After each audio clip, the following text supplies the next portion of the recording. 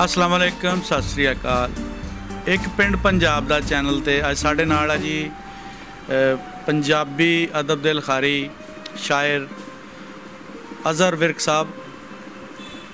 अज तुहाडी मुलाकात इन्हां नाल करवाने और इन्हां दे लिखियां होईयां किताबां दे मुतलक इन्हां कोलों पुछगिछ करदे हैं जी। तुहानूं दसदे जाने जी, दुनिया दे 190 मुल्कां दे विच 6500 ज़बानां बोलियां जांदियां, जिन्हां दे विचों पाको हिंद दे विच 1600 ज़बानां जिहड़ियां बोलियां जांदियां। 14 करोड़ पंजाबी बोलण वाले पंजाबी 150 मुल्कां दे विच वसे होए आ। बोलण वालियां ज़बानां दे विच पंजाबी दा 13वां नंबर है जी। ते बाकी असीं पंजाबी दे अदब दे मुतलक तुहाडी गलबात अज़हर विर्क साहब दे नाल करवाने आ, बाकी मालूमात इन्हां कोल लैने। अस्सलाम वालेकुम जी। वालेकुम सलाम जी। की हाल चाल है जी? बहुत अल्लाह दा शुक्र, ठीक ठाक हो जी? First class. पहले तो तुसीं ये दसो कि तुहाडा किहड़े इलाके दे नाल तल्लक है जी? ये मेरा ताल्लुक जिहड़ा है शाहकोट डिस्ट्रिक्ट ननकाना साहब। अच्छा जी। 2005 च ज़िला बनया सी। अच्छा जी। पहले साडा ज़िला शेखूपुरा सी। अच्छा जी। हुण असीं शाहकोट ज़िला ननकाना साहब विच आ गए हैं। शाहकोट जिहड़ा तहसील हैडकुआटर डिस्ट्रिक्ट ननकाना साहब दा, और असीं ननकाना साहब तो 20 किलोमीटर दूर हाँ। 20 किलोमीटर की दूरी ते बैठे जी। उम्र कितनी है जी? मेरी जिहड़ी पैदाइश है ना जी, वो 4 सितंबर 1957। अच्छा जी। 4 सितंबर 1957। ठीक है जी। मैं शाहकोट च पैदा होया सा। अच्छा जी। ते मेरे वालद साहब का नाम सी मुहम्मद अशफाक। अच्छा। और असी नरोल जंगली फैमिली नाल साडा ताल्लुक है। बाहर दे असी लोग रहने वाले हाँ। सांदल बाहर दे शुरू तो अबाओ अजदाद कबल मसीह तो पता नहीं कदों तो इत्थे दे हाँ। असी माइग्रेटेड नहीं हाँ। माइग्रेटेड नहीं हो? नहीं। ते विरक तुहाडी सब कास्ट आ? हाँ जी, ये जट्टां दी कास्ट है।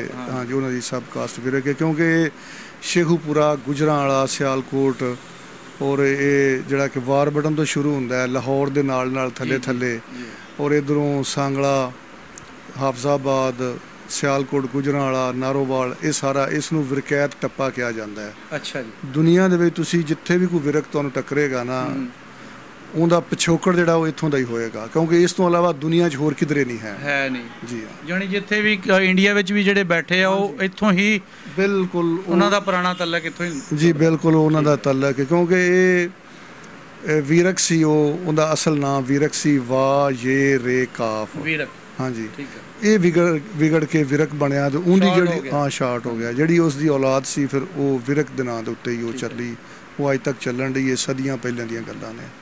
अच्छा, सानू ये दसो भी किताबां लिखण दा शौक कदों किद्दां ते किन्नी उम्र दे विच होया?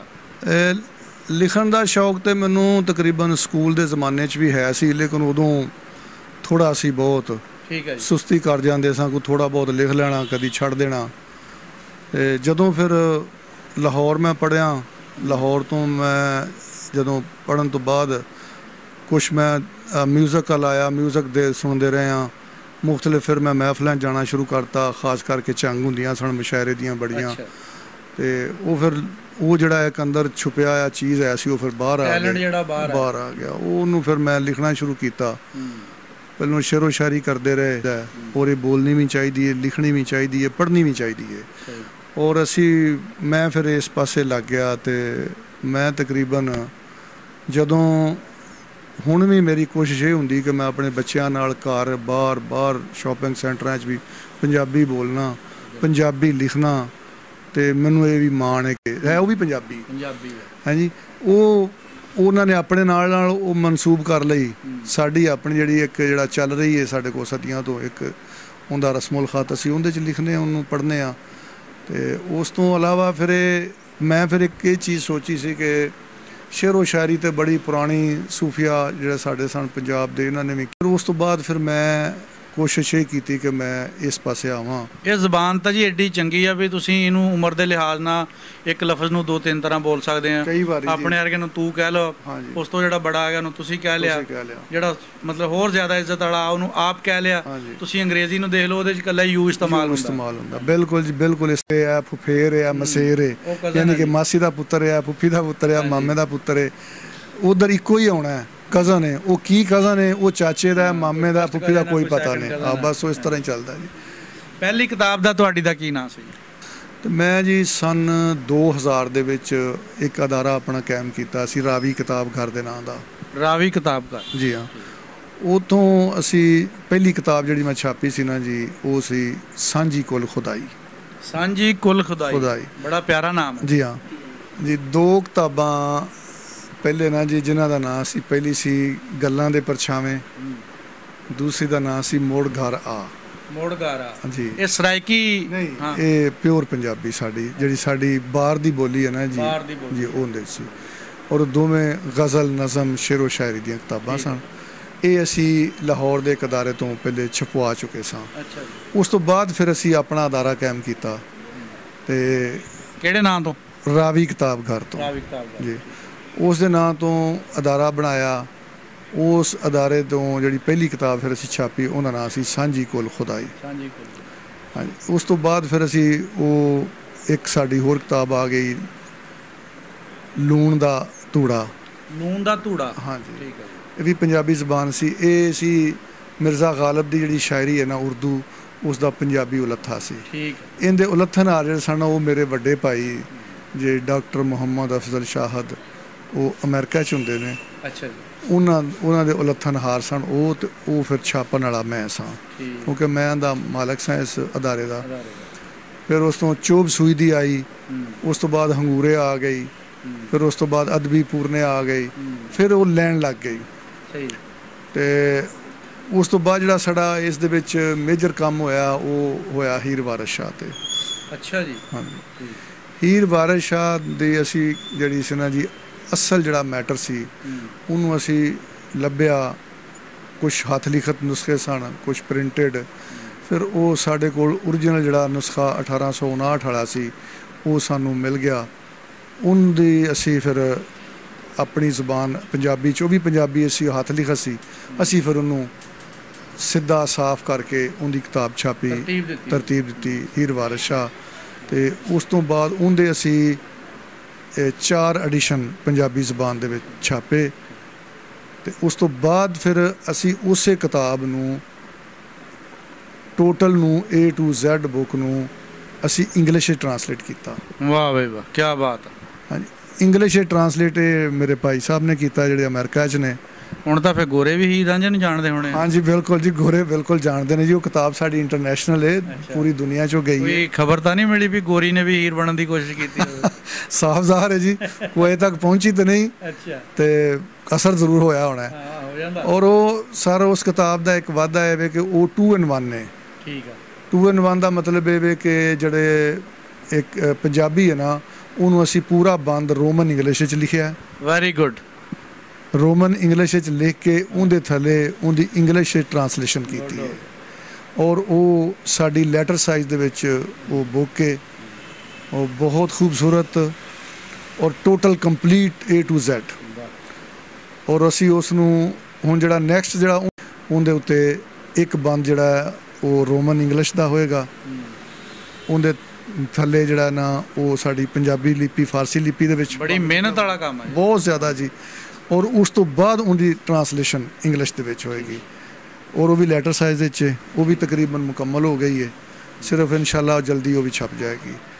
ਔਰ ਉਸ ਤੋਂ ਬਾਅਦ ਫਿਰ ਜੀ ਖੋਜ ਦੇ ਪਿੜ ਦੇ ਵਿੱਚ ਨਾ ਜੀ, ਮੈਂ ਫਿਰ ਸੋਚਿਆ ਕਿ ਕੁਛ ਐਸੇ ਸ਼ਾਇਰ, ਕੁਛ ਐਸੇ ਲੋਕ ਜਿਹੜੇ ਕਿ ਅੱਜ ਤੱਕ ਸਾਡੀ ਪੰਜਾਬੀ ਜ਼ੁਬਾਨ ਦੇ ਵਿੱਚ ਪੰਜਾਬੀਆਂ ਨੂੰ ਪਤਾ ਹੀ ਨਹੀਂ, ਜਿਨ੍ਹਾਂ ਦੇ ਬਾਰੇ ਖਿਦਮਤ ਕੀਤੀ ਹੈ, ਲੇਕਿਨ ਉਹਨਾਂ ਨੂੰ ਕੋਈ ਸ਼ੋਹਰਤ ਨਹੀਂ ਮਿਲ ਸਕੀ। ਨਹੀਂ ਮਿਲ ਸਕੀ, ਉਹਨਾਂ ਦੇ ਬਾਰੇ ਕੋਈ ਜਾਣਦਾ ਵੀ ਨਹੀਂ ਸੀ, ਗੁੰਮਨਾਮ ਹੈ, ਗੁੰਮਨਾਮ ਸਨ। ਫਿਰ ਉਹਨਾਂ ਦੇ ਉੱਤੇ ਇੱਕ ਮੈਂ ਮੀਆਂ ਰਾਜਾ ਹੋਏ ਨੇ, ਪੰਜਾਬੀ ਜ਼ੁਬਾਨ ਦੇ ਬਹੁਤ ਬੜੇ ਸ਼ਾਇਰ ਸਨ ਉਹ, ਤੇ ਟੋਲਿਆਂ ਦੇ ਮੋਢੀ ਵੀ ਉਹਨਾਂ ਨੂੰ ਕਿਹਾ ਜਾ ਸਕਦਾ ਹੈ, ਕਿਉਂਕਿ ਪੰਜਾਬੀ ਜ਼ੁਬਾਨ ਦੀ ਇੱਕ ਸਿਨਫ ਹੈ ਟੋਲਾ, ਜਿਹਨੂੰ ਕਿ ਫਰੀ ਵਰਸ ਵੀ ਕਿਹਾ ਜਾਂਦਾ ਹੈ। ਔਰ ਉਹਦੇ ਵਿੱਚ ਉਹਨਾਂ ਨੇ ਉਹ ਸਾਰਾ ਉਹਨਾਂ ਦੀ ਉਹ ਕਲਾਮ ਸੀ, ਔਰ ਉਹ ਕਲਾਮ ਜਿਹੜਾ ਸੀ ਉਹਦਾ ਕੋਈ ਰਿਟਨ ਮੈਟਰ ਕਿਧਰੇ ਵੀ ਨਹੀਂ ਸੀ। ਉਹ ਸੀਨਾ ਬਸੀਨਾ ਉਹਨਾਂ ਦੇ ਸ਼ਾਗਿਰਦਾਂ 'ਚ, ਅੱਗੋਂ ਉਹਨਾਂ ਦੇ ਸ਼ਾਗਿਰਦਾਂ ਕੋਲ ਹਿਫਜ਼ ਕਰਦੇ ਆ ਕੇ ਉਹਨੂੰ ਕੰਪਲੀਟ ਕਰਨੇ 'ਚ ਕਿਤਾਬੀ ਸ਼ਕਲ ਦੇਤੀ। ਫਿਰ ਜੇ ਦੇਤੀ ਜੀ, ਕਿਤਾਬੀ ਸ਼ਕਲ ਦੇਤੀ, ਛਪ ਗਈ, ਲੋਕਾਂ ਨੇ ਬੜੀ ਸਰਾਈ, ਬਲਕਿ ਉਹਨਾਂ 'ਤੇ ਕਈਆਂ ਲੋਕਾਂ ਨੇ PhD ਵੀ ਕੀਤੀ ਔਰ ਉਹਨੂੰ ਅੱਗੇ ਰੱਖ ਕੇ। ਹਾਂਜੀ। ਤਾਂ ਫਿਰ ਇੱਕ ਆਉਣ ਵਾਲੀ ਨਸਲ ਤੇ ਬੜਾ ਅਹਿਸਾਨ ਵੀ ਹੈ, ਬਹੁਤ ਬੜਾ ਜੀ। ਇਹਨਾਂ ਨੂੰ ਨਾਲ ਟੋਰਾਂਗੇ ਬਰਾਬਰ। ਔਰ ਉਸ ਤੋਂ ਬਾਅਦ ਫਿਰ ਜੀ ਜਿਹੜੇ ਅਗਲੇ 3 ਪ੍ਰੋਜੈਕਟ ਹਨ ਜਿਹੜੇ ਕਿ ਬੜੇ ਵੱਡੇ ਨੇ, ਬਲਕਿ 5 ਪ੍ਰੋਜੈਕਟ ਨੇ। ਇੱਕ ਪੰਜਾਬ ਦੇ ਵਿੱਚ ਇੱਕ ਹੋਰ ਹੋਏ ਨੇ, ਨੂਰੀ ਕੈਂਬੋਕਾ। ਅੱਛਾ।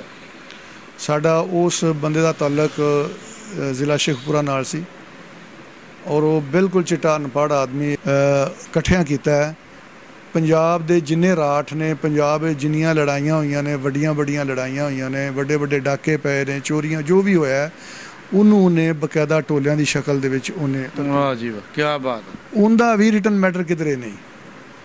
ਉਹ ਵੀ ਇਸੇ ਤਰ੍ਹਾਂ ਹੀ ਲੋਕਾਂ ਦੇ, ਉਹਨਾਂ ਦੇ ਸ਼ਾਗਿਰਦਾਂ ਕੋਲ, ਉਹਨਾਂ ਕੋਲ ਮੈਂ ਕਲੈਕਟ ਕੀਤਾ, ਫਿਰ ਉਹਨੂੰ ਮੈਂ ਇੱਕ ਕਿਤਾਬੀ ਸ਼ਕਲ ਦਿੱਤੀ। ਉਹ ਤਕਰੀਬਨ 650 ਸਫ਼ੇ ਦੀ ਬੁੱਕ ਹੈ ਉਹ। ਬੱਲੇ ਭਾਈ ਬੱਲੇ, ਕੀ ਬਾਤ ਹੈ। ਜਿਹਦੇ ਵਿੱਚ ਕਿ ਜਿਹੜੇ ਨਨਕਾਣਾ ਸਾਹਿਬ ਜਿਹੜਾ ਸਾਕਾ ਹੋਇਆ ਸੀ, ਇਹਨਾਂ ਨੇ ਸਿੱਖਾਂ ਨੇ ਮਹੰਤਾਂ ਕੋਲੋਂ ਇਹਨੂੰ ਆਜ਼ਾਦੀ ਦਵਾਈ ਸੀ ਗੁਰਦੁਆਰਿਆਂ ਨੂੰ, ਉਹ ਇੱਕ ਬੜਾ ਵੱਡਾ ਉਹਨੇ ਇਸ ਤਰੀਕੇ ਉਹਦੀ ਵਜ਼ਾਹਤ ਕੀਤੀ ਹੈ, ਜਿਸ ਤਰ੍ਹਾਂ ਚਸ਼ਮਦੀਦ ਗਵਾਹ ਹੁੰਦਾ। ਔਰ ਉਹ ਬੜੀ ਖੂਬਸੂਰਤ, ਬਹੁਤ ਅੱਛਾ ਹੈ। ਇਸ ਤਰ੍ਹਾਂ ਕਾਂਗਰਸ ਦੇ ਟੋਲੇ ਨੇ, ਉਹਦੇ 'ਚ ਮੁਸਲਿਮ ਲੀਗ ਦੇ ਨੇ, ਕਾਇਦੇ ਆਜ਼ਮ ਤੇ ਨੇ, ਕੁਛ ਨਬੀ ਪਾਕ ਤੇ ਨੇ, ਪੰਜ ਤਨ ਪਾਕ ਤੇ ਨੇ, ਇਮਾਮ ਹੁਸੈਨ ਤੇ ਨੇ, ਔਰ ਜਿਨੇ ਕੋਈ ਵੱਡੇ ਵੱਡੇ ਡਾਕੂ ਹੋਏ ਨੇ, ਜਿਵੇਂ ਸ਼ੇਰਾ ਕਰਨਾਣਾ ਹੋਇਆ ਵੇ, ਸਾਰੀ ਬੁੱਕ ਨੂੰ ਉਹ ਵੀ ਤਿਆਰ ਹੋ ਗਈ ਹੈ। ਇੱਕ ਮੀਆਂ ਝੰਡਾ ਬਲੋਚ ਹੈ, ਅੱਛਾ ਜੀ, ਉਹਨਾਂ ਦਾ ਤਾਲੁਕ ਇੱਕ ਕੰਜਵਾਣੀ ਦੇ ਨਾਲ ਪਿੰਡ 56 ਚੱਕ, ਬਲੋਚ ਫੈਮਿਲੀ ਨਾਲ ਉਹਨਾਂ ਦਾ ਤਾਲੁਕ। ਔਰ ਉਹ ਵੀ ਮਾਰਫਤ ਦੇ ਬਹੁਤ ਅੱਛੇ ਟੋਲੇ ਲਿਖਣ ਵਾਲਾ ਆਦਮੀ। ਔਰ ਉਹਨਾਂ ਦੇ ਕੋਲ ਮੈਂ ਗਿਆ, ਉਹਨਾਂ ਦੇ ਪਿੰਡ, ਉਹਨਾਂ ਦੀ ਆਲ ਔਲਾਦ ਨੂੰ ਮਿਲਿਆ, ਹੋਰ ਉਹਨਾਂ ਦੇ ਸ਼ਾਗਿਰਦ ਜਿਹੜੇ ਨੇ ਉਹਨਾਂ ਨੂੰ ਮਿਲਿਆ, ਵਿੱਚ ਉਹਨਾਂ ਕੋਲ ਲੈਂਦਾ ਸਾਂ। ਅਤੇ ਉਹਨੂੰ ਫਿਰ ਮੈਂ ਟੇਪ ਰਿਕਾਰਡਰ ਤੋਂ ਲਿਖਣ ਤੋਂ ਬਾਅਦ ਉਹਨੂੰ ਮੈਂ ਮੁਕੰਮਲ ਕੀਤਾ।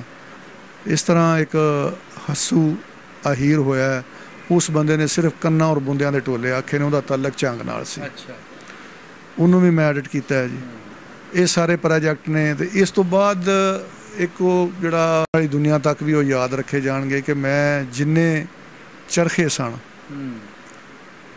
ਸੂਤ ਕੱਤਣ ਵਾਲੇ, ਹਾਂਜੀ, ਚਰਖੇ, ਇਹ ਚਰਖਾ ਨਾਮਾ, ਚਰਖਾ ਰੰਗ ਰੰਗੀਲਾ, ਇਹ ਜਿਹੜੇ ਜਿੰਨੇ ਸਾਡੇ ਸੂਫੀ ਸ਼ਾਇਰ ਹੋਏ ਨੇ ਪੁਰਾਣੇ, ਔਰ ਜਾਂ ਦੂਸਰੇ ਸ਼ਾਇਰਾ ਸਨ, ਇਹਨਾਂ ਸਾਰਿਆਂ ਨੇ ਚਰਖੇ ਦੇ ਵਿੱਚ ਸ਼ਾਇਰੀ ਕੀਤੀ। ਮਾਰਫਤ ਝੋਕਾਂ ਵੀ ਇਕੱਠੀਆਂ ਕੀਤੀਆਂ ਨੇ, ਲੱਭ ਲੱਭ ਕੇ, ਕਿਉਂਕਿ ਇਹ ਛੋਟੇ ਛੋਟੇ ਕਿੱਸੇ ਨੇ। ਔਰ ਇਹਨਾਂ ਦੇ ਗੁੰਮਣ ਦਾ ਚਾਂਸ ਜਿਹੜਾ ਜੀ ਉਹ 100% ਹੈ। ਇਹ ਬਹੁਤ ਚੰਗਾ ਕੀਤਾ ਤੁਸੀਂ ਇਕੱਠੇ ਕਰਕੇ ਕਿਤਾਬੀ ਸ਼ਕਲ। ਜਿੰਨੇ ਕੁ ਮੈਨੂੰ ਲੱਭ ਸਕੇ ਨੇ ਪੰਜਾਬ ਦੇ ਮੁਖਤਲਿਫ ਜਗ੍ਹਾ 'ਤੇ ਮੈਂ ਫਿਰ ਟੁਰ ਕੇ ਇਕੱਠੇ ਕੀਤੇ।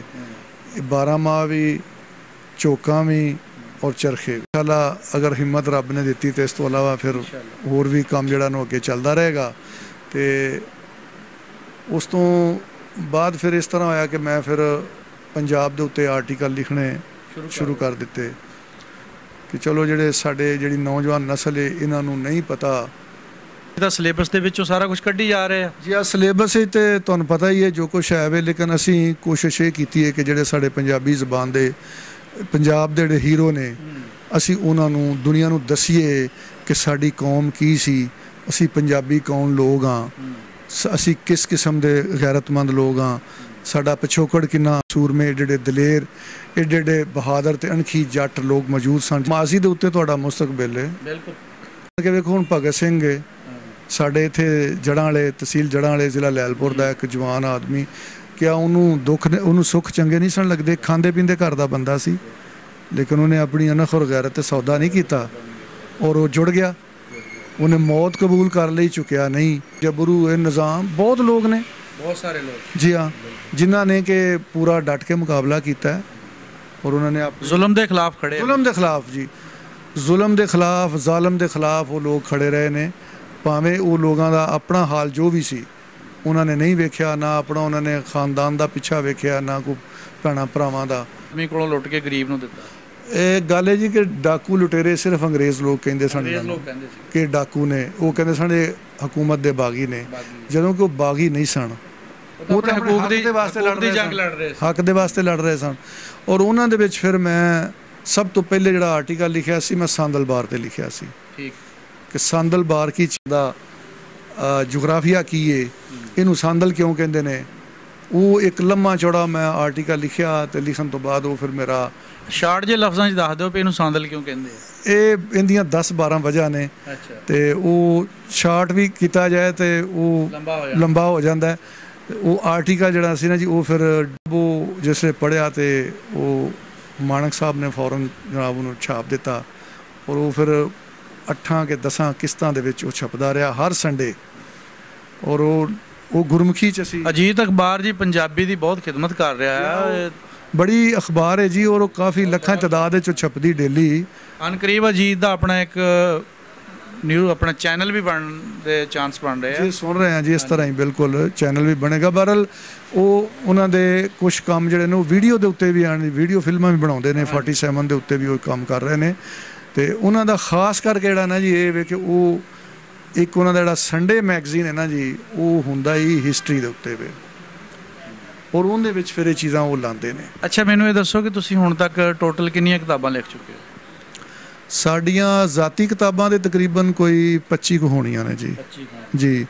ਜਿਹੜੇ ਫਿਰ ਹੋਰ ਜਿਹੜੇ ਯਾਰ ਦੋਸਤ ਜਾਂ ਜਿਹੜੇ ਦੂਸਰੇ ਲੋਕ ਜਿਹੜੇ ਸਨ ਉਹ ਛਪਵਾਉਂਦੇ ਸਨ, ਉਹ ਪਾ ਕੇ ਤੇ ਕੋਈ 70-75 ਕਿਤਾਬਾਂ ਜਿਹੜੀਆਂ ਨੇ ਜੀ। ਜਿਹੜੀਆਂ ਤੁਹਾਡੀਆਂ ਆਪਣੀਆਂ ਜ਼ਾਤੀ ਆ ਉਹਨਾਂ ਦੇ ਨਾਂ ਦੱਸੋ ਕਿਹੜੇ ਕਿਹੜੇ? ਇਹ ਹੀ ਸੀ ਜੀ ਜਿਹੜੀ ਤੁਹਾਨੂੰ ਪਹਿਲੇ ਉਹ ਕੁਛ ਮੇਰੇ ਭਾਈ ਦੀਆਂ ਨੇ ਉਹਦੇ ਵਿੱਚ, ਕੁਛ ਮੇਰੀਆਂ ਨੇ। ਤੇ ਉਹ ਪਹਿਲੀ ਉਹਨਾਂ ਦੀ ਮੇਰੇ ਭਾਈ ਜਿਹੜੇ ਨਾ ਉਹ PhD ਡਾਕਟਰ ਨੇ ਫਿਜ਼ਿਕਸ ਦੇ ਵਿੱਚ, ਉਹਨਾਂ PhD ਕੀਤੀ ਸੀ ਇੰਗਲੈਂਡ ਤੋਂ। ਅਮਰੀਕਾ ਅੱਜ ਕੱਲ੍ਹ ਰਹਿ ਰਹੇ ਨੇ, ਸਾਇੰਟਿਸਟ ਨੇ ਉਹ ਬੇਸਿਕਲੀ। ਤੇ ਉਹਨਾਂ ਦੀ ਪਹਿਲੀ ਕਿਤਾਬ ਸੀ ਗੱਲਾਂ ਦੇ ਪਰਛਾਵੇਂ। ਫਿਰ ਉਹਨਾਂ ਦੀ ਦੂਸਰੀ ਆਈ ਮੁੜ ਘਰ ਆ, ਫਿਰ ਸਾਂਝੀ ਕੁਲ ਖੁਦਾਈ, ਫਿਰ ਚੋਬ ਸੂਈ ਦੀ ਲੂਣ ਦਾ ਧੂੜਾ। ਇੱਕ ਉਹਨਾਂ ਦੀ ਕਿਤਾਬ ਉਰਦੂ 'ਚ ਆਈ ਸੀ ਰਕਸੇ ਸਰਾਬ। ਬਾਕੀ ਸਾਰੀਆਂ ਪੰਜਾਬੀ ਵਿੱਚ। ਤੁਹਾਡੀ ਇਹਨਾਂ ਸਾਰੀਆਂ ਕਿਤਾਬਾਂ ਦੇ ਵਿੱਚੋਂ ਸਭ ਤੋਂ ਜ਼ਿਆਦਾ ਮਸ਼ਹੂਰ ਕਿਤਾਬ ਕਿਹੜੀ ਹੋਈ? ਮੀਆਂ ਰਾਜਾ, ਹੀਰ ਵਾਰਿਸ਼ਾ, ਇਹ ਜਿਹੜੀਆਂ ਕਿਤਾਬਾਂ ਨੇ ਇਹ ਜ਼ਿਆਦਾ ਮਸ਼ਹੂਰ ਹੋਈਆਂ ਨੇ। ਤੁਸੀਂ ਜ਼ਿਆਦਾ ਫਿਰ ਇਹਦਾ ਮਤਲਬ ਪੰਜਾਬੀ ਤੇ ਹੀ ਕੰਮ ਕੀਤਾ ਆ ਔਰ ਪੰਜਾਬੀ ਜ਼ੁਬਾਨ 'ਚ ਕਿਤਾਬਾਂ ਲਿਖੀਆਂ? ਹਾਂਜੀ, ਪੰਜਾਬੀ ਤੇ ਬਿਲਕੁਲ। ਆਰਟੀਕਲ ਵੀ ਪੰਜਾਬੀ ਵਿੱਚ, ਬੁੱਕਸ ਵੀ ਪੰਜਾਬੀ 'ਚ। ਬਲਕਿ ਅਗਰ ਕੋਈ ਕਹੇ ਵੀ ਸਾਨੂੰ ਅਸੀਂ ਕਿਸੇ ਦੀ ਕਿਤਾਬ ਛਾਪੀਏ ਵੀ ਤਾਂ ਅਸੀਂ ਪੰਜਾਬੀ ਵਾਲੀ ਜਿਹੜੀ ਨਾ ਉਹ ਪ੍ਰੈਫਰ ਕਰਨੇ ਆ, ਪੰਜਾਬੀ ਦੀ ਕਿਤਾਬ ਛਾਪਣੇ ਆ। ਔਰ ਜਿੰਨੀਆਂ ਵੀ ਅੱਜ ਤੱਕ ਅਸੀਂ ਕਿਤਾਬਾਂ ਛਾਪੀਆਂ ਨੇ, ਅਸੀਂ ਕਿਸੇ ਗੌਰਮੈਂਟ ਦੇ ਅਦਾਰੇ ਤੋਂ, ਕਿਸੇ NGO ਕੋਲੋਂ ਅਸੀਂ ਕੋਈ ਰੁਪਇਆ ਨਹੀਂ ਲਿਆ। ਆਪਣੀ ਮਦਦ ਆਪ ਦੇ ਤਹਿਤ ਆਪਣੀ ਜੇਬ ਵਿੱਚੋਂ ਕੀਤਾ ਜੀ, ਤਾਂ ਕਿ ਉਹ ਅਸੀਂ ਆਪਣੇ ਇੰਡੀਪੈਂਡੈਂਟ ਸਿਆਹ ਕਰੀਏ। ਵਿਰਕ ਸਾਹਿਬ, ਮੈਨੂੰ ਇਹ ਦੱਸੋ ਕਿ ਜਿਹੜੀਆਂ ਤੁਸੀਂ ਕਿਤਾਬਾਂ ਲਿਖੀਆਂ, ਇਹਨਾਂ ਕਿਤਾਬਾਂ ਦੇ ਵਿੱਚੋਂ ਕੋਈ ਤੁਹਾਡੀ ਆਪਣੀ ਕੋਈ ਹੱਡ ਬੀਤੀ ਨਹੀਂ? ਇਹ ਸਿਰਫ ਔਰ ਸਿਰਫ ਪੰਜਾਬੀ ਜ਼ੁਬਾਨ ਦੇ ਉੱਤੇ ਹੀ ਨੇ, ਪੰਜਾਬੀਅਤ ਦੇ ਉੱਤੇ ਨੇ। ਪੰਜਾਬ ਦੇ ਜਿਹੜੇ ਸ਼ਾਇਰ ਹਨ, ਜਿਨ੍ਹਾਂ ਨੂੰ ਕਿ ਇੰਨੀ ਨਹੀਂ ਪਤਾ ਲੱਗਾ ਲੋਕਾਂ ਨੂੰ, ਉਹਨਾਂ ਦੀ ਖੋਜ ਕੀਤੀ ਗਈ ਹੈ, ਉਹਨਾਂ ਦੇ ਉੱਤੇ ਲਿਖੀਆਂ ਗਈਆਂ ਨੇ। ਇਸੇ ਤਰ੍ਹਾਂ ਹੀ ਹੀਰ ਵਾਰਿਸ ਸ਼ਾਹ ਦੀਆਂ ਕਈ ਕਿਤਾਬਾਂ ਛਪੀਆਂ ਨੇ, ਬੜੀ ਦੇਰ ਤੋਂ ਛਪ ਰਹੀਆਂ ਨੇ, ਮੁਖਤਲਿਫ ਲੋਕਾਂ ਦੇ ਨਾਂ ਤੋਂ, ਆਪਣੇ ਨਾਂ ਤੋਂ। ਅਜ਼ੀਜ਼ੁਦੀਨ ਕਾਨੂੰ ਉਸ ਤੋਂ ਬਾਅਦ ਅਸੀਂ ਇਹਨੂੰ ਫਿਰ ਉਹ ਵਾਰਿਸ ਸ਼ਾਹ ਸਾਹਿਬ ਦਾ ਹੀ ਕਲਾਮ ਹੈ ਕਿ ਅਸੀਂ ਉਹਨੂੰ ਨਰੋਲ ਬਿਲਕੁਲ ਸਾਫ਼ ਪਾਕ ਕੀਤਾ। ਜਿੰਨੇ ਅਲਹਕੀ ਜੋ 2 ਨੰਬਰ ਉਹਦੇ ਵਿੱਚ ਪਾਏ ਗਏ ਸਨ, ਅਸੀਂ ਉਹ ਸਾਰੇ ਸਾਫ਼ ਕਰਤਾ। ਹਾਂਜੀ, ਉਹਨਾਂ ਦੀ ਪਿਓਰਿਟੀ ਜਿਹੜੀ ਨਾ ਉਹ ਫਿਰ ਲਿਆਂਦੀ ਅਸੀਂ, ਔਰ ਉਹਨੂੰ ਹੀ ਅਸੀਂ ਫਿਰ ਇੰਗਲਿਸ਼ 'ਚ ਟਰਾਂਸਲੇਟ ਕੀਤਾ। ਜਦੋਂ ਖਾਸ ਕਰਕੇ ਕਿਧਰੇ ਬਾਹਰ ਖੋਜ ਦੇ ਵਿੱਚ ਜਾਈਦਾ ਸੀ, ਤੁਹਾਨੂੰ ਪਤਾ ਖੋਜ ਦਾ ਕੰਮ ਜਿਹੜਾ ਡਰਾਇੰਗ ਰੂਮ ਦਾ ਕੰਮ ਨਹੀਂ ਹੈਗਾ, ਫੀਲਡ ਦਾ ਕੰਮ ਹੈ। ਇਹ ਤੁਹਾਨੂੰ ਪਿੰਡ ਫਿਰਨਾ ਪੈਂਦਾ। ਬੜੇ ਬੜੇ ਅਜੀਬੋ ਗਰੀਬ ਵਾਕਿਆਤ ਵੀ ਹੋਏ ਨੇ ਇਹਦੇ 'ਚ। ਕੋਈ ਰਸਤੇ ਦੇ ਵਿੱਚ ਵੀ ਕੋਈ ਜਿਹੜੇ ਲੋਕ ਲੁਟਾਉਣ ਵਾਲੇ, ਉਹਨਾਂ ਦੇ ਹੱਥੇ ਵੀ ਚੜੇ। ਹਾਂਜੀ, ਬਸ ਇਹ ਕਹਿਣਾ ਜੀ ਪਤਾ ਨਹੀਂ ਕੀ ਗੱਲ ਹੈ, ਕੀ ਬਾਤ ਹੈ। ਕਈ ਲੋਕ ਉਂਝ ਡਰ ਜਾਂਦੇ ਸਨ ਕਿ ਵੀ ਇਹ ਕੀ ਮਸਲਾ, ਇਹਨਾਂ ਨੂੰ ਇਹ ਇਸ ਤਰ੍ਹਾਂ ਕਰਦੇ ਨੇ, ਕੀ ਗੱਲ ਹੈ, ਕਿ ਇਹਨਾਂ ਨੂੰ ਕਿਹੜੀ ਤਕਲੀਫ ਹੈ ਏਡੀ ਧੁੱਪ ਦੇ ਵਿੱਚ ਧੱਕੇ, ਇਹਨਾਂ ਨੂੰ ਲੱਭਤ ਕੀ ਹੈ ਵੀ ਜਿਹੜਾ ਐਵੇਂ ਤੁਰੇ ਫਿਰਦੇ ਨੇ। ਲੇਕਿਨ ਉਹ ਫਿਰ ਜਦੋਂ ਗੱਲ ਸਮਝਾਈ ਦੀ ਸੀ ਜਾਂ ਕੋਈ ਮੁਕਾਮੀ ਬੰਦਾ ਨਾਲ ਹੁੰਦਾ ਸੀ, ਤੇ ਫਿਰ ਉਹ ਮਸਲਾ ਹੱਲ ਹੋ ਜਾਂਦਾ ਸੀ। ਤੇ ਅੱਜ ਜਿਹੜੇ ਮਕਾਮ ਤੇ ਤੁਸੀਂ ਪਹੁੰਚੇ ਹੋ, ਇਹਦਾ ਕ੍ਰੈਡਿਟ ਤੁਸੀਂ ਕਿਹਨੂੰ ਦਿੰਦੇ ਹੋ? ਦੇਖੋ ਜੀ, ਕ੍ਰੈਡਿਟ ਤੇ ਮੈਂ ਤਾਂ ਇਹੀ ਸਮਝਣਾ ਕਿ ਮੈਂ ਪੰਜਾਬੀ ਹਾਂ ਤੇ ਮੇਰਾ ਇੱਕ ਫਰਜ਼ ਸੀ। ਕ੍ਰੈਡਿਟ ਮੈਂ ਕਿਸੇ ਨੂੰ ਕੀ ਦੇਣਾ, ਨਾ ਮੈਂ ਆਪ ਆਪਣੇ ਆਪ ਤੇ ਲੈਣਾ ਵਾ ਕਿ ਮੈਂ ਕੋਈ ਐਸਾ ਕਦੀ ਸਮਝਿਆ ਹੋਵੇ। ਇਹਦਾ ਤੁਹਾਡਾ ਬੜਾ ਪਾਨਾ ਜੀ, ਲੇਕਿਨ ਆਸਾਨ ਤਾਂ ਤੁਸੀਂ ਆਪਣੀਆਂ ਆਉਣ ਵਾਲੀਆਂ ਨਸਲਾਂ ਤੇ ਇੱਕ ਚੜ੍ਹਾਤਾ ਆ ਪੰਜਾਬੀ ਅਦਬ ਦੀ ਖਿਦਮਤ ਕਰਦਿਆਂ ਹੋਇਆਂ। ਤੁਹਾਡਾ ਬੜਾ ਪਾਨਾ ਕਿ ਤੁਸੀਂ ਇਸ ਚੀਜ਼ ਨੂੰ ਨਹੀਂ ਸਮਝਦੇ ਹੈਗੇ, ਲੇਕਿਨ ਤੁਸੀਂ ਬਹੁਤ ਬੜਾ ਕੰਮ ਕੀਤਾ। ਇਹ ਇਕੱਲੇ ਬੰਦੇ ਦੇ ਕੰਮ ਕਰਨ ਵਾਲਾ ਹੈ ਨਹੀਂ ਜਿਹੜਾ ਤੁਸੀਂ ਇਕੱਲੇ ਹੀ ਕਰ ਦਿੰਦਾ। ਮੈਂ ਜੀ ਤਕਰੀਬਨ ਇਕੱਲਿਆਂ ਹੀ ਕੀਤਾ ਹੈ ਜੀ। ਜਿਹੜਾ ਇਹ ਸਾਰੇ ਅਦਾਰਿਆਂ ਦੇ ਕੰਮ ਕਰਨ ਵਾਲੇ ਆ ਜਿਹੜੇ ਤੁਸੀਂ ਫਰਦੇ ਵਾਹਦ ਨੇ ਜੀ। ਹਾਂ, ਬਿਲਕੁਲ ਇਸ ਤਰ੍ਹਾਂ ਹੀ। ਇਹ ਤੇ ਵੱਡੇ ਵੱਡੇ ਕੌਮੀ ਅਦਾਰਿਆਂ ਦੇ ਹਨ ਜ਼ਿੰਮੇਦਾਰੀਆਂ, ਲੇਕਿਨ ਅਸੀਂ ਉਹ ਲੱਗੇ ਹੋਏ ਹਾਂ ਜੀ। ਜਦੋਂ ਤੱਕ ਹਿੰਮਤ ਹੈ, ਜਦ ਤੱਕ ਸਾਹ ਹੈ, ਅਸੀਂ ਇਨਸ਼ਾਅੱਲਾ ਚੱਲਦੇ ਰਹਾਂਗੇ। ਤੇ ਵਰਨਾ ਬਾਅਦ ਵਿੱਚ ਫਿਰ ਕੋਈ ਹੋਰ ਵੀ ਰੱਬ ਕੋਈ ਨਾ ਕੋਈ ਸਬਬ ਲਾ ਦਿੰਦਾ। ਸ਼ਾਇਰੀ ਦੇ ਵਿੱਚ ਇਹ ਸੀ ਕਿ ਪਹਿਲਾਂ ਦੌੜੇ ਮੈਂ ਲਿਖਦਾ ਰਿਹਾ ਵਾਂ, ਤੇ ਉਹਦੇ 'ਚ ਇੱਕ ਦੋੜਾ ਸੀ ਮੇਰਾ। ਤੇ ਹਾਂਜੀ, ਉਹ ਦੋੜਾ ਸੀ ਜੀ, ਉੱਥੇ ਬੈਠਿਆਂ ਚਨਿਓੜ ਦੇ ਵਿੱਚ ਹੀ ਉਹ ਇੱਕ ਦੋੜਾ ਸੀ। ਉਹ ਸੀ ਉਹਨਾਂ ਦਾ ਦੋੜਾ ਸੀ ਕਿ ਅਸੀਂ ਬਖਤਾਂ ਨਾਲ ਵੰਜਾਈ ਵਧੇ ਆ ਤੇ ਹੱਥੋਂ ਗਏ ਤਕਦੀਰ ਦੇ ਠੱਗੇ। ਮੈਂ ਕਿਹਾ ਜੀ ਇਹ ਕੋਈ ਅਪੀਲ ਨਹੀਂ ਮੈਨੂੰ ਕਰਦਾ, ਥੋੜਾ ਜਿਹਾ ਬਦਲਣਾ ਇਹਨੂੰ ਥੋੜਾ ਜਿਹਾ ਆਖੇ ਜੀ ਫਿਰ ਤੁਸੀਂ ਕਿਵੇਂ ਕਰਦੇ ਹੋ ਇਹਨੂੰ। ਮੈਂ ਕਿਹਾ ਸਾਡੀ ਬਖਤਾਂ ਨਾਲ ਵੰਜੀ ਗਈ ਹੱਡੂ ਗਿਆ ਤਕਦੀਰ ਦੇ ਹੱਥੀਂ ਲੁਟੀਣਾ। ਇਹ ਲੁੱਟ ਲੁਟਾਉਣ ਵੀ ਝੱਲ ਲਿਆ ਅਸਾਂ, ਉੱਤੋਂ ਪਿਆ ਫੱਟਾਂ ਨੂੰ ਸੀਣਾ। ਤੇ ਦਿਨ ਰਾਤ ਗੁਜ਼ਰਦੇ ਆ ਕਈ ਸਾਲ ਹੋ ਗਏ, ਚੰਗੇ ਵੇਲੇ ਕੱਦ ਪਰਤੀਣਾ। ਜੇ ਤੂੰ ਤਰਸ ਚਾ ਕਰੇ ਆਜ਼ਰ ਤੇ ਤੇਰਾ ਕੁਝ ਨਹੀਂ ਯਾਰ ਵਜੀਣਾ। ਇੱਕ ਬਹੁਤ ਅੱਛੀ ਮਹਿਫਲ ਸੀ ਉੱਥੇ ਚਨੋੜ ਦੇ ਵਿੱਚ, ਕਾਫੀ ਜਿਹੜੇ ਇਲਾਕਾਈ ਸ਼ਾਇਰ ਵੀ ਸਨ ਇਕੱਠੇ ਹੋਏ ਸੀ। ਹਾਂਜੀ, ਬੜਾ ਸ਼ੁਗਲ ਬਣਿਆ ਉੱਥੇ। ਤੇ ਉਦੋਂ ਨਹੀਂ ਤਰਤੀਬ ਤਾਂ ਫਿਰ ਬਹੁਤ ਸੋਹਣੀ ਦੇ ਦਿੱਤੀ ਆ। ਹਾਂਜੀ, ਉਹ ਮੋਟੇ ਮੋਟੇ ਲਫ਼ਜ਼ਾਂ ਸੀ ਤੁਸੀਂ ਐਂ ਸਿੱਧੀ ਕਰ ਦਿੱਤੀ। ਹਾਂਜੀ, ਤੇ ਬਸ ਉਹ ਇਸ ਤਰ੍ਹਾਂ ਜੀ ਕੋਈ ਰੱਬ ਦੀ ਦੇਣ ਹੈ, ਅੱਲਾਹ ਤਾਲਾ ਦੀ ਇੱਕ ਦੇਣ ਹੈ ਤੇ ਉਹਦੇ ਤਹਿਤ। ਬਿਲਕੁਲ ਜੀ, ਇਹ ਜਿਹੜੀ ਤਾਏ ਰੱਬੀ ਹੁੰਦਾ ਹੈ ਤਾਂ ਟੈਲੈਂਟ ਜਿਹੜਾ ਹੈ ਕੋਈ ਬਾਕੀ ਪੋਲਿਸ਼ ਅਸੀਂ ਕਰਨਾ ਹੁੰਦਾ। ਹਾਂ ਬਿਲਕੁਲ ਜੀ, ਬਿਲਕੁਲ। ਹੁਣ ਅੱਜ ਕੱਲ੍ਹ ਮੇਰਾ ਜਿਹੜਾ ਆਰਟੀਕਲ ਅਜੀਤ 'ਤੇ ਚੱਲ ਰਿਹਾ ਹੈ ਉਹ ਵੀਰੂ ਰਸ਼ਲ 'ਤੇ ਵੇ, ਉਹਦੇ 'ਚ ਉਹਦੀ ਤੀਸਰੀ ਕਿਸ਼ਤ ਲੱਗੀ ਹੈ।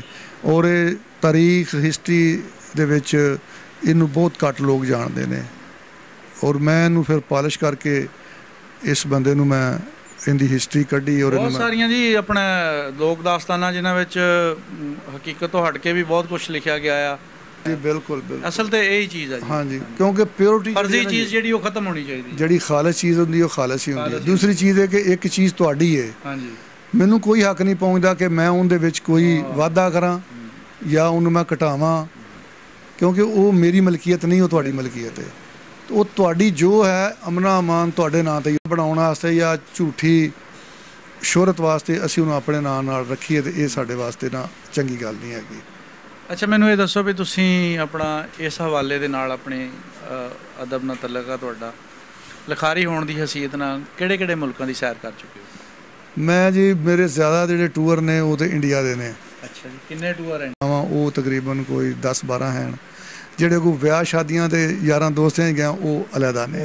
ਟੋਟਲ ਕਿੰਨੇ ਦਾ ਮਤਲਬ? 20-22 ਹੋ ਹੀ ਜਾਂਦੇ ਨੇ। 20-22 ਟੂਰ ਤੁਹਾਡੇ ਇੰਡੀਆ ਦੇ ਲੱਗ ਚੁੱਕੇ ਆ, ਤੇ ਕੁਝ ਲੋਕ ਐਸੇ ਵੀ ਜਿਹੜੇ ਤਰਸਦੇ ਆ, ਉਹਨਾਂ ਦਾ ਇੱਕ ਵੀ ਨਹੀਂ ਲੱਗਾ। ਹਾਂ ਜੀ, ਲੇਕਿਨ ਮਜ਼ੇ ਦੀ ਗੱਲ ਹੈ ਕਿ ਮੈਂ ਅੱਜ ਤੱਕ ਅੰਬੈਸੀ ਵੀ ਨਹੀਂ ਗਿਆ। ਅੱਛਾ, ਹਾਂਜੀ, ਮੈਂ ਇੱਥੋਂ ਹੀ ਕਲਾਂਦਾ ਰਿਹਾ ਕਾਗਜ਼ ਤੇ, ਇੱਥੋਂ ਹੀ ਲੱਗਦੇ ਰਹੇ ਨੇ। ਬੜੀ ਗੱਲ ਆ ਜੀ, ਨਹੀਂ ਤਾਂ ਲੋਕਾਂ ਦੇ ਤਾਂ ਕਹਿ ਲਓ ਅੱਡੀਆਂ ਘਸ ਗਈਆਂ ਆ। ਮੈਂ ਤਕਰੀਬਨ ਜੀ ਪੰਜਾਬ ਸਾਰਾ ਦੇਖਿਆ। ਅੱਛਾ, ਦਿੱਲੀ ਮੈਂ ਬਹੁਤ ਫਿਰਿਆ, ਦਿੱਲੀ ਮੈਂ ਪੈਦਲ ਫਿਰਿਆ ਬਹੁਤ ਜ਼ਿਆਦਾ। ਦਿੱਲੀ, ਹਾਂਜੀ, ਦਿੱਲੀ ਦਾ ਮੈਨੂੰ ਬੜਾ ਇਸ਼ਕ ਸੀ ਜੀ। ਦਿੱਲੀ ਦਾ ਮੈਨੂੰ ਇੱਕ ਸ਼ੌਕ ਸੀ ਜਿਹੜਾ ਕਿ ਬਚਪਨ ਤੋਂ ਸੀ। ਅੱਛਾ, ਮੈਨੂੰ ਇਹ ਦੱਸੋ ਵੀ ਉਹ ਕਹਿੰਦੇ ਵੀ ਛੜਿਆਂ ਨੇ ਦਿੱਲੀ ਲੁੱਟੀ, ਇਹਦਾ ਕੀ ਮਤਲਬ ਹੈ ਜੀ? ਇਹ ਜਿਹੜੀ ਚੀਜ਼ ਹੈ ਨਾ ਜੀ, ਬਸ ਇਹ ਤਾਂ ਬੈਠ ਕੇ ਤੁਹਾਨੂੰ ਕਿਸੇ ਟਾਈਮ ਦੱਸਾਂਗੇ ਇਹਦੇ ਬਾਰੇ। ਅੱਛਾ, ਤੁਸੀਂ ਮੈਨੂੰ ਦੱਸੋ ਵੀ ਤੁਸੀਂ ਦੱਸਿਆ ਕਿ ਪੰਜਾਬ ਦੀ ਸੈਰ ਕੀਤੀ ਤਕਰੀਬਨ ਪੂਰੇ ਦੀ ਜੀ, ਤੁਹਾਨੂੰ ਸਭ ਤੋਂ ਸੋਹਣਾ ਏਰੀਆ ਕਿਹੜਾ ਲੱਗਾ?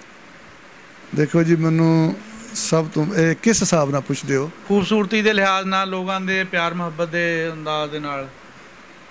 ਅਗਰ ਤੁਸੀਂ ਹਿਸਟਰੀ ਦੇ ਲਿਹਾਜ਼ ਨਾਲ ਦੇਖਿਆ ਜਾਏ ਨਾ ਜੀ, ਕਿ ਉਹ ਅੰਮ੍ਰਿਤਸਰ ਜਿਹੜਾ ਨਾ ਜੀ, ਉਹ ਅੱਛਾ ਮੈਨੂੰ ਲੱਗਾ ਵੇ, ਕਿਉਂਕਿ ਉਹਦੇ ਵਿੱਚ ਬੜੀ ਹਿਸਟਰੀ ਛੁਪੀ ਹੋਈ ਹੈ। ਇੰਟਰਨੈਸ਼ਨਲ ਇੱਕ ਸਵਾਲ ਕੀਤਾ ਜਾਂਦਾ ਸੀ ਨਾ ਕਿ ਵਿਚ city is non as a 8 cities in 1। ਅੱਛਾ, ਉਹ ਕਈਆਂ ਨੇ ਮਾਸਕੋ, ਕਈਆਂ ਨੇ ਇਜਿਪਟ, ਕਈਆਂ ਨੇ ਕੁਛ ਨਾ, ਲੇਕਿਨ ਇਹ ਦਿੱਲੀ ਸੀ, ਕਿਉਂਕਿ ਇਹਦੇ ਵਿੱਚ 8 ਕੈਪੀਟਲ ਇਹਦੇ ਰਹੇ ਨੇ। ਮੁਖਤਲਿਫ ਦੌਰ ਦੇ ਵਿੱਚ 8 ਵਾਰੀ ਇਹ ਦਾਰੁਲ ਹਕੂਮਤ ਬਣਿਆ, ਜਿਹਨੇ ਸ਼ਾਹਜਹਾਨਪੁਰ, ਪੁਰਾਣਾ ਸ਼ਹਿਰ, ਇੰਦਰ ਪ੍ਰਸ਼ਾਤਾ, ਫਿਰ ਇਹ 1922 'ਚ ਅੰਗਰੇਜ਼ ਦੌਰ ਦਾ ਬਣਿਆ ਕੈਪੀਟਲ। ਪਹਿਲੇ ਕਲਕੱਤਾ ਸੀ ਜੀ ਮਰਕਜ਼। ਉਹਦੇ ਹਰ ਕਿਸਮ ਦਾ ਬੰਦਾ, ਹਰ ਇਲਾਕੇ ਦੀ ਸਕਾਫਤ ਉਹਦੇ ਵਿੱਚ। ਹਿਸਟਰੀ ਬੜੀ ਹੈ ਸਾਡੀ, ਮੁਸਲਿਮ ਹਿਸਟਰੀ 1000 ਸਾਲ ਮੁਸਲਿਮ ਹਿਸਟਰੀ ਉਹਦੇ ਵਿੱਚ। ਕੋਈ ਐਸਾ ਕੋਈ ਮੇਰੇ ਨਾਲ ਕੋਈ ਕਿਸੇ ਨਾਲ ਗਲਤ ਸਲੂਕ ਨਹੀਂ ਕੀਤਾ, ਨਾ ਹੀ ਹੋਇਆ। ਲੋਕਾਂ ਨੇ ਹਾਂ, ਲਿਖਾਰੀ ਹੋਣ ਦੇ ਨਾਤੇ ਲੋਕ ਬਹੁਤ ਇੱਜ਼ਤ ਕਰਦੇ, ਪੰਜਾਬੀ ਨਾਤੇ। ਖਾਸ ਕਰਕੇ ਜਿਹੜੇ ਪੰਜਾਬੀ ਲੋਕ ਨੇ ਨਾ ਜੀ, ਉਹ ਤਾਂ ਬਹੁਤ ਜ਼ਿਆਦਾ ਪਿਆਰ ਮੋਹ ਕਰਦੇ ਨੇ ਜੀ, ਕਿਉਂਕਿ ਉਹਨਾਂ ਦੀ ਜ਼ੁਬਾਨ ਹੈ। ਫਿਰ ਅਸੀਂ ਇੱਥੇ ਜਾਣ ਦਾ ਮਸਲਾ ਹੈ ਕਿ ਅਸੀਂ ਕਲਚਰ ਵੀ ਇੱਕ, ਆਪਣੀਆਂ ਤਾਂ ਗਾਲਾਂ ਵੀ ਸਾਂਝੀਆਂ, ਗਾਲਾਂ ਵੀ ਸਾਂਝੀਆਂ, ਫਿਰ ਇੱਥੇ ਹਰ ਚੀਜ਼ ਸਾਂਝੀ ਹੈ ਜੀ। ਤੇ ਉਹ ਜਿਹੜਾ ਨਾ ਜੀ, ਇੱਥੇ ਕੋ ਆਪਣਾਪਨ ਨਹੀਂ ਮਹਿਸੂਸ ਹੁੰਦਾ ਵੀ ਅਸੀਂ ਆਪਣਿਆਂ 'ਚ ਲੱਗੇ ਫਿਰਨੇ ਆ, ਕੋਈ ਹੋਰ ਐਸੀ ਗੱਲ ਕੋਈ ਨਹੀਂ। ਤੇ ਬਾਕੀ ਬਹੁਤ ਅੱਛਾ ਜੀ, ਲੋਕ ਬੜੀ ਸੇਵਾ ਵੀ ਕਰਦੇ ਨੇ, ਇੱਜ਼ਤ ਵੀ ਕਰਦੇ ਨੇ।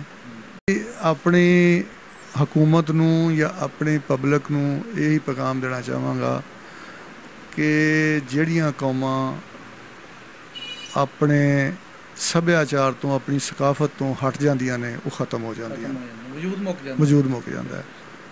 ਅਸੀਂ ਪੰਜਾਬੀ ਹਾਂ, ਸਾਨੂੰ ਪੰਜਾਬ ਦੇ ਉੱਤੇ ਫਖਰ, ਅਸੀਂ ਉੱਥੋਂ ਦੇ ਵਾਸੀ ਹਾਂ, ਸਾਨੂੰ ਆਪਣੀ ਧਰਤੀ ਨਾਲ ਆਪਣੀ ਜ਼ਬਾਨ ਨਾਲ ਪਿਆਰ ਕਰਨਾ ਚਾਹੀਦਾ ਹੈ।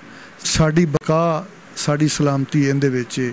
ਅਸੀਂ ਜਦੋਂ ਸਾਡੇ ਕੋਲ ਹਰ ਚੀਜ਼ ਮੌਜੂਦ ਹੈ, ਸਾਨੂੰ ਦੂਸਰਿਆਂ ਦੀ ਚੀਜ਼ਾਂ ਲੈਣ ਦੀ ਕਿਹੜੀ ਜ਼ਰੂਰਤ ਹੈ? ਕੋਈ ਲੋੜ ਨਹੀਂ ਹੈ। ਬਿਲਕੁਲ ਸਹੀ। ਹਾਂਜੀ, ਤੁਸੀਂ ਇਹ ਦੇਖ ਲਓ ਕਿ ਇਹ ਐਸਾ ਖਿੱਤਾ ਜਿਹਨੂੰ ਕੋਈ ਮੁਖਤਲਿਫ ਲੋਕ ਕਹਿੰਦੇ, ਕੋਈ ਕਹਿੰਦਾ ਸੋਨੇ ਦੀ ਚਿੜੀਆ, ਔਰ ਇਹਨੂੰ ਕਿਉਂ ਕਹਿੰਦੇ ਨੇ ਕਿ ਇੱਥੇ ਕਿੰਨੇ ਗੈਰ ਮੁਲਕੀ ਆਏ ਹਮਲਾਵਰ, ਉਹ ਲੁੱਟ ਕੇ ਨੂੰ ਜਾਂਦੇ ਰਹੇ ਨੇ, ਇਹਨੂੰ ਕੋਈ ਫਰਕ ਨਹੀਂ ਪਿਆ, ਇਹ ਫਿਰ ਵਸਦਾ ਹੈ।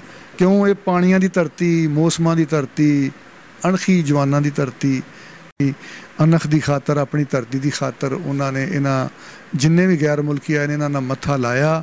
ਸਾਨੂੰ ਉਹਨਾਂ 'ਤੇ ਫਖਰ ਹੈ, ਔਰ ਸਾਨੂੰ ਇਸ ਚੀਜ਼ ਨੂੰ ਸੋਚਣਾ ਚਾਹੀਦਾ ਹੈ ਕਿ ਇਹ ਲੋਕ ਪਾਗਲ ਨਹੀਂ ਸਨ ਜਿਹੜੇ ਆਪਣੀਆਂ ਜਾਨਾਂ ਦੇ ਇੱਦਾਂ ਨਜ਼ਰਾਨੇ ਦੇ ਦਿੰਦੇ ਸਨ। ਇਹਦੀ ਕੋਈ ਵਜ੍ਹਾ ਸੀ, ਕੋਈ ਬੇਸ ਸੀ।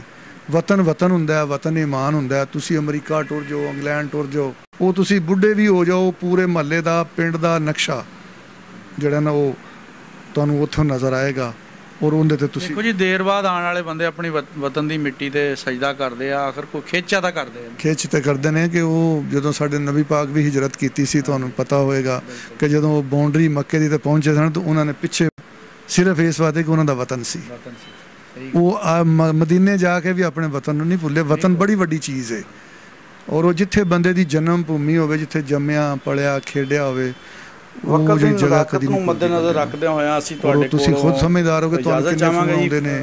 ਫਿਰ ਇਨਸ਼ਾਅੱਲਾ ਕਿਸੇ ਹੋਰ ਪ੍ਰੋਗਰਾਮ ਦੇ ਵਿੱਚ ਆਪਣੇ ਖੁਸ਼ ਹੋਈ ਦਾ ਗੱਲ ਕਰਕੇ ਉਹਨਾਂ ਨੂੰ ਸਿਰਫ ਇਹ ਆ ਕਿ ਸਾਡੇ ਯਾਰ ਪੰਜਾਬੀ ਭਰਾ ਆ ਜੀ, ਬਿਲਕੁਲ ਨਾ ਉਹ ਸਾਡੇ ਕੋਲ ਕੁਝ ਲੈਂਦੇ, ਨਾ ਅਸੀਂ ਉਹਨਾਂ ਨੂੰ ਕੁਝ ਦਿੰਦੇ ਆ, ਇੱਕ ਪਿਆਰ ਵੰਡਦੇ ਆ ਜੀ, ਬਿਲਕੁਲ, ਤੇ ਵੰਡਣਾ ਚਾਹੀਦਾ ਵੀ ਆ। ਬਾਕੀ ਰਹੀ ਪੰਜਾਬੀਆਂ ਦੀ ਗੱਲ, ਤੇ ਪੰਜਾਬੀ ਨੂੰ ਆਪਣੇ ਰੰਗ ਦੇ ਵਿੱਚ ਦੂਸਰਿਆਂ ਨੂੰ ਰੰਗਣਾ ਚਾਹੀਦਾ। ਇਹ ਨਹੀਂ ਕਿ ਆਪ ਕਿਸੇ ਹੋਰ ਦੇ ਰੰਗ ਵਿੱਚ ਰੰਗ ਹੋ ਜਾਵੇ। ਅਸੀਂ ਪੰਜਾਬੀ ਸਮਝ ਸਕਦੇ ਹਾਂ, ਸਾਡੇ ਬੱਚੇ ਵੀ ਸਮਝਣਗੇ, ਅਸੀਂ ਉਹਨਾਂ ਨਾਲ ਬੋਲਾਂਗੇ, ਉਹਨਾਂ ਨੂੰ ਪੰਜਾਬੀ ਬੋਲਣੀ ਆਏਗੀ। ਲੇਕਿਨ ਅਸੀਂ ਅਗਰ ਉਹਨਾਂ ਨਾਲ ਆਪਣੀ ਜ਼ਬਾਨ ਤੋਂ ਹਟ ਕੇ ਗੱਲ ਕਰਾਂਗੇ ਤਾਂ ਜ਼ਾਹਰ ਆ ਉਹਨਾਂ ਨੇ ਆਉਣ ਵਾਲੇ ਵਕਤ ਦੇ ਵਿੱਚ ਆਪਣੀ ਜ਼ਬਾਨ ਨੂੰ ਬਿਲਕੁਲ ਹੀ ਭੁੱਲ ਜਾਣਾ ਹੈ। ਬਾਕੀ ਜੀ ਅਜ਼ਹਰ ਵਿਰਕ ਸਾਹਿਬ ਉਹਨਾਂ ਦਾ ਬਹੁਤ ਸ਼ੁਕਰੀਆ। ਗੱਲਾਂ ਬਾਤਾਂ ਇਹਨਾਂ ਨਾਲ ਕਰਦੇ ਰਹੀਏ ਤਾਂ ਸ਼ਾਮ ਪੈ ਜਾਣੀ ਹੈ, ਮੁੱਕਣਾ ਹੀ ਨਹੀਂ ਟਾਈਮ। ਇੰਨਾ ਵਸੀਹ ਜ਼ਖੀਰਾ ਇਹਨਾਂ ਕੋਲ ਮਾਲੂਮਾਤ ਦਾ, ਗੱਲਾਂ ਬਾਤਾਂ ਦਾ। ਵਕਤ ਦੀ ਨਜ਼ਾਕਤ ਦੇ ਲਿਹਾਜ਼ ਨਾਲ ਜੀ ਅਸੀਂ ਇਨਸ਼ਾਅੱਲਾ ਫਿਰ ਕਿਸੇ ਹੋਰ ਪ੍ਰੋਗਰਾਮ ਦੇ ਵਿੱਚ ਕਿਸੇ ਹੋਰ ਨਵੇਂ ਮਹਿਮਾਨਾਂ ਦੇ ਨਾਲ ਤੁਹਾਡੀ ਖਿਦਮਤ 'ਚ ਹਾਜ਼ਰ ਹੋਵਾਂਗੇ ਜੀ। ਰੱਬ ਰਾਖਾ ਜੀ।